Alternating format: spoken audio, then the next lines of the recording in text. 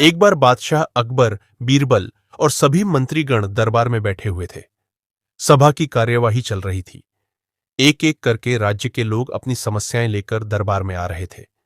इसी बीच नगर सेठ वहां उपस्थित होकर दुहाई देने लगा। जहां पनाह, मैं मर गया, बर्बाद हो गया। कल रात चोर मेरी तिजोरी का ताला तोड़ डाकर सारा धन चुरा कर ले गए। हाय, मैं लुट गया। अकबर ने तुरंत कोतवाल को तलब किया और इस घटना के बारे में पूछा। कोतवाल ने बताया, हुजूर, हम कार्यवाही कर रहे हैं, मगर चोरों का कोई सुराग नहीं मिला है। जैसे भी हो, वो शीघ्र ही पकड़ा जाना चाहिए। अकबर ने कोतवाल को हिदायत देकर सेठ से कहा, सेठ जी, आप निश्चित रहे, शीघ्र ही चोर को पकड़ लिया जाएगा। आश्वासन पाकर सेठ चला गया।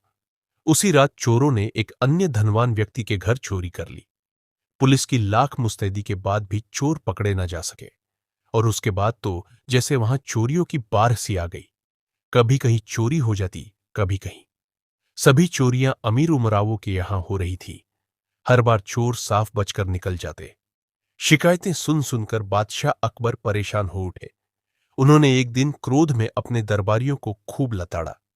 क्या आप लोग यहां हमारी शक्ल देखने के लिए बैठे हैं? क्या कोई भी दरबारी चोर को पकड़ने की युक्ति नहीं सुझा सकता? सभी दरबारी चुप बैठे रहे। क्या करे? जब कोतवाल जैसा अनुभवी व्यक्ति चोरों को नहीं पकड़ पा रहा, तो कोई दरबारी भला कैसे पकड़ सकता था? किंतु बीरबल को बात खटक गई। वह अपने स्थान से उठकर बोला, हुजूर, मैं पकड़ूंगा इस चोर को। उसी दिन बीरबल शहर के प्रमुख जौहरी की दुकान पर गया। उससे कुछ बातें की, फिर अपने घर आ गया। अगले ही दिन जौहरी की ओर से एक प्रदर्शनी की मुनादी कराई गई, जिसमें वह अपने सबसे कीमती आभूषणों और हीरो को प्रदर्शित करेगा। प्रदर्शनी लगी और लोग उसे देखने के लिए टूट पड़े। एक से बढ़कर एक कीमती हीरे और हीरो के आभूषण प्रदर्शित किए गए थे।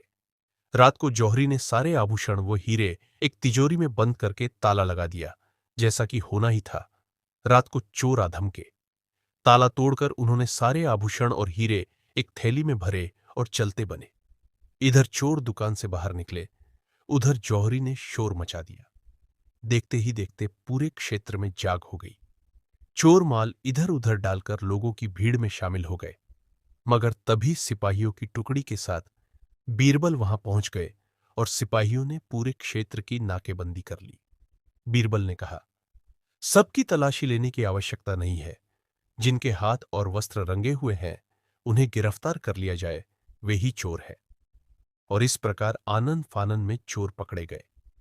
अगले दिन उन्हें दरबार में पेश किया गया।